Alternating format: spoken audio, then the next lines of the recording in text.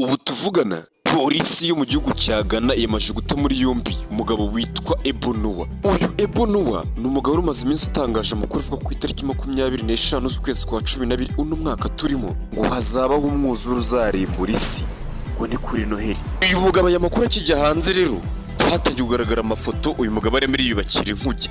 Abantu bazi ibya Bibiliya murabizi ko bwa mbere Imana irimbuza isi amazi, hari umugabo witwa wari warubatse inkuge akagenda aturutsa nyine biremwa ikigore n'ikigabo murabizi. Uyu mugabo ngo ni Ebonowa yaramaje kugira abantu benshi bamukurikira, ndetse tukavuga ko hatarimo abari baratangiye kurya utwabo bavuga ngo reka Noheli izagira utwacu twaratumase. Ikibazo gihari rero ni kimwe, uyu mugabo ko yafashwe akaba yafunzwe, hakaba hari abantu benshi bamukurikiranye, tukaba twarabonye yerubakaga inkuge.